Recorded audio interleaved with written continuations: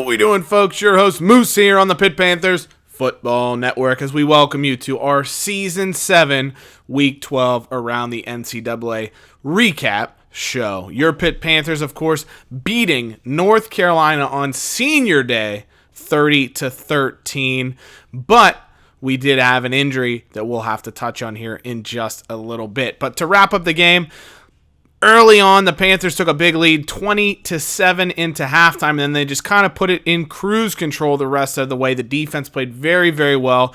North Carolina, like we kind of mentioned throughout the game, their play calling left a little something to be desired in that they didn't really utilize their strong running back very much, and then their play calling, from a passing scheme, they threw it 40 times, but they had 190 yards. That's like, not even 5 yards an attempt. So really, really interesting there. But in general, a solid game. We won the turnover battle, 3 interceptions against just 1 fumble for us. So really, really solid game, if not incredibly impressive, but one that'll get the job done. Kirk, 230 yards and a touchdown passing the football. Sacked 4 times, but he did protect the ball fairly well as far as no interceptions and things are concerned. He did have 1 fumble, though, on a sack. Where he did lose the ball. Reynolds, 85 yards on 18 carries, so a solid game there. And, of course, the one big play in the running game was Ceno Rogers' touchdown on the opening drive of the game for 65 yards. Big plays were really the key here. Rogers had a 30-yard grab. Reynolds had a 39-yard grab. KJ Welch had a 34 and a 21-yard grab.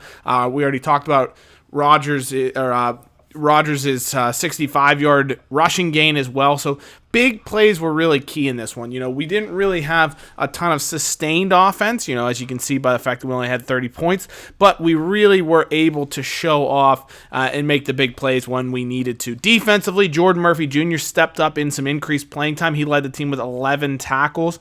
2 sacks from Jalen Hills, yet again dominating our leading sacker, while Jacobs and Adarion Mitchell each added 1. Interception-wise, Whaley had 1, Youngling had 1, and Vector had 1. So all 3 of our top 3 corners, all 3 of our third-year corners had interceptions in this game. Youngling and Vector had deflections as well, defended some passes. So really solid performance by all of them. Vector's, of course, was only in a half of football as he went out late in the second quarter with his injury. Adarion Mitchell did force a fumble, which was great to see, but we weren't able to recover it. Johnny Midday, perfect 3 for 3 from field goal range. Feldman only had to punt twice, and they did go for touchbacks, but that's okay. One of them did, I should say. And then, just a solid game overall. Defensively, we did a great job limiting their opportunities. 190 yards, 3 interceptions. We'll take that from our rushing or passing defense all day. The thing that was crazy was Blake, 35 yards on 7 carries. 7 carries for a guy that averages 100 yards a game. His 95 overall running back was crazy. Really, really just bad play calling from North Carolina overall. Kavarius Black defensively, unbelievable player. 2 sacks, 2 passes defended, forced that fumble, 4 tackles for a loss in the middle, unbelievable. Mac Ball, 5 tackles, couple tackles for a loss as well. So those 2 middle linebackers that North Carolina have are unbelievable. Johnny Garcia with a nice game, recovering that fumble as well. Didn't have as much impact as we would expect, but he's a good, solid player overall. So solid win. We'll get into some more actions from that as we move along. But Miami knocks off Duke. Boston College gets a win. Florida State here with a win over Syracuse, who we will be playing this upcoming week. And take a look at that. Syracuse scored what could have been the tying touchdown with 2:36 to play in the fourth quarter, but they were unable to convert the 2-point conversion, and so they lose by 2 points. Clemson, 35-25 over Louisville, but take a look at this. Their backup quarterback, Kurt Lyles, comes in, throws 4 touchdowns in the second half, and leads Clemson to a victory. Alford went out of the game very early. You can see it took Lyles probably at least a quarter or 2 to really get into the game, as he still missed 17 passes, but he ends up throwing 4 touchdowns on his 11 completions, 218 yards, and Clemson escapes with a victory to go to 9-1. In the rest of the top 25, Western Kentucky escapes Marshall. Ball State blows out Northern Illinois. Oklahoma 45-31 over Iowa State here. Taylor Savage, 3 touchdown passes in the first quarter. Book ended with a touchdown pass in the fourth quarter. He throws for 4 touchdowns.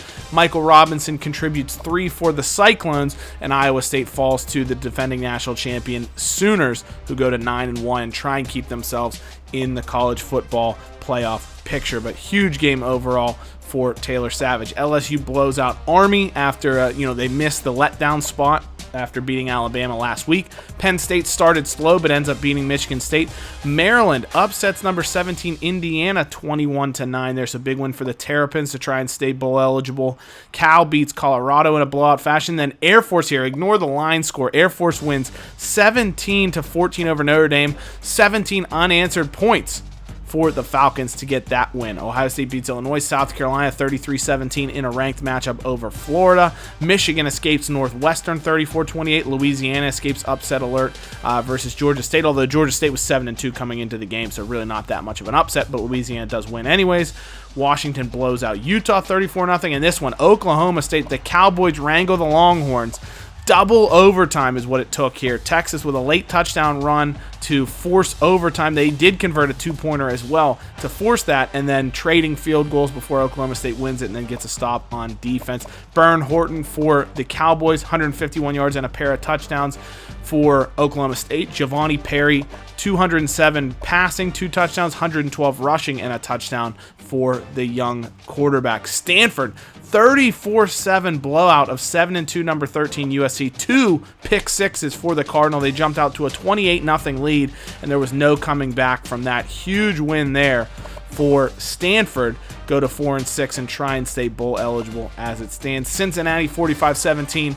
Our former quarterback AC Reese having a dynamite season for the Bearcats. They're 9-0 in a college football playoff position right now, and what a game for him. 178 passing, 3 touchdowns, but then he runs for 171 yards and a touchdown. So incredible day for AC Reese. 4 touchdown performance. Really just put the team on his back. They're missing their starting running back, Andre Cantrell, and so Reese just said, fine, I'll do it. I'll be the starting running back and the starting quarterback. So huge game for him. And then not to be outdone, Alabama 52-23 in their bounce back game after losing to LSU. Darion Williams Jr., 5 touchdown runs, including a 60-yarder in the fourth quarter. He goes for 215 yards and 5 touchdowns. The guy is a monster. He's a freight train. He's incredible, and he's right now, we'll see it here shortly, but he's leading in the Heisman race. The guy's an unbelievable player, and he's definitely going to be playing on Sundays more than likely next season in the franchise or in our dynasty here. But after that win against North Carolina, we talked about how we had 8 players visiting. We had a ton of guys visiting, and because of that, we've had a ton of commitments, a lot of movement on the recruiting trail here. Jamie Whitfield III commits, Mark Childress commits, Mike Hargrave commits, Chad Campbell commits, and James Oliver commits. So 5 commits here brings us up to 15 total commits for the class, which means we have not much leeway left as far as available scholarships are concerned. But the bad news coming out of this week, Damian Vector, broken elbow, out for the season. So our number 1 cover corner, he has 10 interceptions in his career. 3 this season, was tied for the team lead last year, and he led the team as a freshman with 4 the year prior. He's got 10 in his career, 3 passes defended this year as well. He is like glue on opposing receivers, and we're going to really miss him. I mean, look at the 99 awareness, 92 man coverage, 94 speed, plus 90 agility and acceleration. The guy's unbelievable. I mean, he is an incredible cover corner, exactly what we need, and now we're going to miss him for the rest of the season. So it's going to require a little bit of shape shifting of the team defense. We'll see how we're going to do that moving forward, but hopefully some guys can pick up the slack. So looking around, though, we do miss out. Brian Yates has locked us out. This is a crazy recruiting battle. Look at this here. You have 7 teams within 650 points of each other, vying for this guy's services. Unfortunately, we were locked out. We're not going to be able to grab him as a center, but we did get Joe Harris, the JUCO transfer, so that's fine. We missed out on Mark Mason Carlson as well. Trey Henderson's locked us out. He's probably going to Louisiana, maybe Arkansas. But here we go. We see the signings. We picked up Jamie Whitfield III, 3-star outside linebacker from North Plainfield, New Jersey. Incredible signing. He's got a lot of size, 6'4", a lot of range, very rangy body. I like to see that. Mark Childress, a great signing. James Oliver, a 3-star defensive tackle. Chad Campbell, another outside linebacker, get us some depth. He's a PA product. Mike Hargrove, a defensive end, also from PA. A little bit undersized for that position, but we'll see how he looks. Ronnie Richard, though, 3-star from Phillipsburg, New Jersey, decides to sign with Boston College. We never really extended an offer to him, but would have been an okay signing. He doesn't have a ton of speed, 84 overall, so I think that's probably best that we never really pursued him too heavily. Best of luck for him in Chapel Hill, or not Chapel Hill, excuse me, Chestnut Hill, as we meant to say, as he goes to Boston College. But Mike Hargrove, undersized for a defensive end. Ratings-wise, we'll see though, 71 speed, doesn't have the speed to move to outside linebacker. He has good moves, good finesse moves. He's a good player. We'll just need him to get a little bit more weight on his frame before he can become a real contributor. Chad Campbell, another big-bodied outside linebacker. He's got a lot of length, 84 speed, 98 acceleration. I think he'll be incredible in coverage, and you can see he is solid in man coverage, good in zone. His moves are okay. His tackling is decent, but he has good play recognition, good pursuit, and his decent coverage skills. So I think he'll be a very good coverage linebacker that you can play kind of off the ball, and maybe even throw him in as kind of an extra defensive back on a running back or a tight end. James Oliver, defensive tackle, no speed whatsoever to speak of, but still very solid. He's got good block shedding, hit power's decent, his tackling's okay, his moves aren't bad, but no speed, so he's more of a stopper up the middle, but I think he's going to be pretty solid. Big body, another guy that can kind of take over with a couple years of seasoning probably, because his overall's not outstanding. Mark Childress from the offensive line, he's a guard, very good run blocker, not a great impact blocker, so he's not going to level anybody, but he does a great job sealing up and getting a push on the run. He's okay as a pass blocker, so he's a good solid player. He's a 3-star. Very solid guard. I think he's a guy that definitely has a future getting into the lineup for us. And then Jamie Whitfield, this was a guy, when I did my initial scouting, when I was adding players to the recruiting board, right off the bat, I saw his size, I saw his position for something that's going to be a need for us here coming up with Darren Mitchell leaving. And then when I did my 50% scouting, I went, oh boy, this guy looks really, really good. And it turns out he is +6 overall from his projected. He is a gem, 81 speed, 85 tackling, good at getting after the quarterback because he has good block shedding, good finesse moves. 76 hit power. This is the kind of guy that I think could be an Adarion Mitchell replacement. He's going to be the on-ball linebacker. He's the guy that's going to get downfield. He's going to be the guy that's going to be at the line of scrimmage making big plays for us, and I'm really, really excited to get him into the team. So some huge signings for us here, and that brings us up, like we said, to 15 total signings, the 4th overall recruiting class based on size and talent. We have 5 4-stars and 10 3-stars. We do have some players we're interested in. We've kind of touched on them a little bit the rest of the class, but we'll see how things shake out. We shouldn't have too many signings the rest of the way, just maybe 1, 2, or 3 guys. Maurice Smith is a notable defensive tackle that we're going after, 4-star product, but he has not signed yet.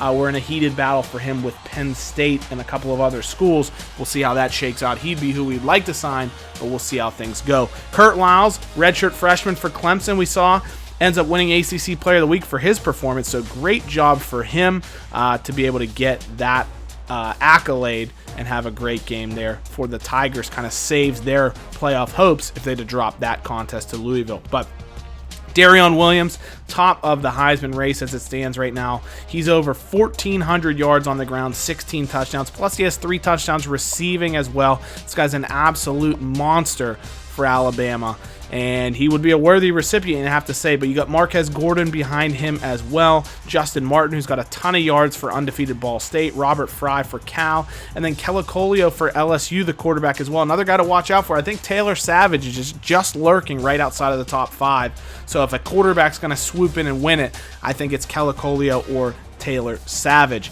Top 25, we're still at number 2. No movement among the top 6 teams. Ohio State jumps up to 7 with Notre Dame losing to Air Force. Oklahoma hops up 1. Washington, South Carolina. It's a domino effect, of course, but not a lot of movement there. LSU, Pitt, Penn State, all going to have pretty tough matchups this week. Alabama as well. A lot of top 25 contests and just contests with solid teams that will be of impact here moving forward. Indiana and Iowa State did drop out of the rankings here this week. Tennessee and Virginia Tech came in, and we look at the BCS as it stands, our college football playoff, as we'd like to say it. LSU's 1, Pitt's 2, Cincy's 3, Penn State's 4, but Clemson could very easily get in. They play South Carolina and the ACC championship still. Oklahoma's going to have the Big Ten championship. Washington's going to have the Pac-12 championship. South Carolina could win out. They'll be in the SEC championship more than likely, so a lot of teams still with a lot to say about the college football playoff race. But the Panthers now, with that victory over North Carolina, we've clinched the Coastal Division. The only other team that can finish with the same number of conference losses as us is Virginia Tech, and we've already beat them this season. So we will be in the ACC championship game. From the Atlantic, we'll be taking on Clemson. Nobody's even close to them on that side of the conference. It's going to be another Clemson-Pitt National ACC Championship game, the fourth one to occur in this dynasty. Pitt winning twice, Clemson winning once. But this week in the ACC, some big games. Virginia-Miami, Virginia Tech Army, Florida State-Louisville, some solid teams facing off here for bowl eligibility, for seeding, so on and so forth. Clemson will try to escape any kind of upset against NC State. Pitt will do the same against Syracuse. Around the country, though, Louisiana will host Appalachian State, new member of the Sun Belt here, having a pretty solid debut season, 6-3 right now, while Louisiana sits at 8-1. Should be a pretty good contest. App State with a great turnover differential. Ole Miss, of course, they made the national championship game last year. They will not be doing that this year. They want to play spoiler, though, taking on number 10 South Carolina, who sports a 9-1 record. Ohio State, also at 9-1, will host Indiana. They're another team that needs a little bit of help owing to their loss to Penn State, but they could still make the Big Ten championship. They could still make the college football playoff, even with that one loss, because it's a very impressive loss to a team that's in the top 5 right now. But Indiana looking to play spoiler there and bounce back from their loss to Miami last week. USC looking to bounce back as well as they take on Colorado. Stanford, the team that beat USC last week, now will have another opportunity to make a big upset, taking on a very, very good Cal team. Ball State trying to stay unbeaten, taking on Bowling Green. Cincinnati, the same as they head to New Orleans to take on Tulane. Penn State, though, with a huge matchup in Happy Valley, taking on number 22 Nebraska. They just lost to Michigan recently in a ranked matchup, but they're still very, very talented, and they're going to give Penn State all they can handle. As you can see, they have the number 2 defense in the country. BYU, 8-2 and unranked, going to take on Notre Dame, coming off a loss to Air Force, of course. But BYU's been solid. Notre Dame's been very underwhelming this season. We'll see how that game will shake out. Alabama will take on Florida in a big, big SEC matchup here. Alabama, maybe they're not going to win their division more than likely, with LSU going to win that. But Bama, maybe they can get at-large berth to the college football playoff. They'd need a lot of help more than likely, but another win against a top team like Florida could certainly help them out.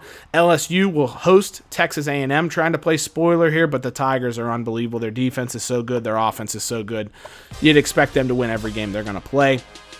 Texas will look to bounce back with a game against Arizona. Clemson, like we mentioned, will take on NC State. They are missing Adam Chandler for the season, though. One of their top receivers, a guy, fifth-year senior that we recruited way back when. I think he was a 5-star recruit, and we weren't able to sign him. He went to Clemson, and he's been facing off us against Pitt ever since. So Clemson, you look at their schedule here, just a bit of a preview before they take on Pitt. NC State, South Carolina, that's going to be a huge game next week. Oklahoma will head to Manhattan to take on Kansas State. Obviously, Manhattan, Kansas, not New York, in a marquee matchup there as the Sooners take the number 1 scoring offense in the country to take on the Wildcats. Oregon State will look to knock off 9-1 Washington, who are trying to sneak into the college football playoff here from the Pac-12, but the Beavers have been very solid this year. Washington, though, very good overall. Tristan Richards at quarterback is a wonderful, wonderful player. And now we'll get into your Pitt Panthers taking on Syracuse, a team that, kind of underachieved this year. I think talent-wise, they're very, very good. 6-4, though, overall, 3-3 in the ACC. Turnover differential is good. Their defense has struggled, though. Their offense is kind of underachieved for the talent level they have as well, especially when we take a look at their roster. You're going to say, wow, I would have expected them to be maybe a little bit better ranking-wise than they have been, but still a very, very talented team away from home for Pitt. 2 road games left on the schedule before the ACC championship game, so one that you can't overlook. Syracuse, you take a look at them. They lost to Penn State, number 4 team in the country, by 3 points earlier this year. They did get blown out by Clemson. Close game with NC State. Close game with Florida State. Obviously you can do this with every game on the schedule, but if you flip those 3 one-score losses, just like that, this Syracuse team is 9-2, or 9-1, excuse me. So it's a team that, maybe a little bit unlucky, you have to say, this season. But you take a look talent-wise, Cornell Washington's who it all starts and runs with. 21 TDs, 7 interceptions for him, 1,900 passing yards to lead that offense. Take a look at Pitt stats right now. 20-7 now for CJ Kirk. Very good season passing the football. Davion Reynolds, 93 yards a game. He's probably going to pass the 1,000-yard barrier, you would think, this game. Ceno Rogers, 768 yards receiving as well. He's probably got a good chance to hit 1,000 on the season if he has one or more big games. But look at the injury report. Damian Vector is going to be a huge loss for the Panthers. Lilly, the left tackle for Syracuse, is a big loss for them to their offensive line with a Pitt team that does like to get good pressure on the quarterback. But Cornell Washington, 81 speed. He's got a big body, 99 overall. He can really sling the football. He's a great player to watch out for. Emmanuel Hafer, their true freshman backup, is solid as well. But Washington is a junior. He's unbelievable. He's a guy that should go to the NFL, you'd think maybe next season. Really, really talented. Michael Ellis and Darion Stewart are really solid running backs. Not going to overwhelm you with speed or anything like that, but they're just talented, decent players. And the nice thing you see is Ellis is a junior, so they'll have him back next year. Malik Thornton's a junior, their number 1 receiver, 88 overall, good solid player there. Fred West, though, is a senior. He'll be gone. He's their speedster. He's also their return man.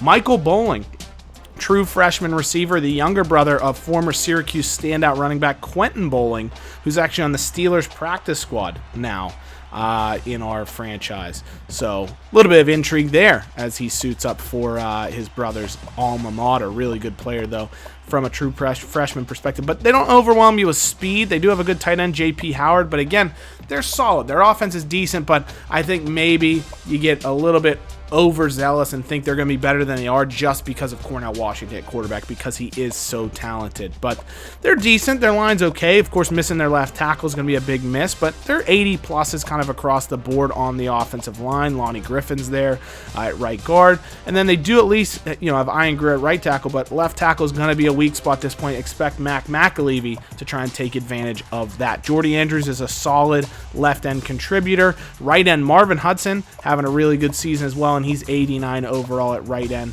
They have 3 solid defensive ends that will be graduating this year. And then Sergio Benton, senior defensive tackle.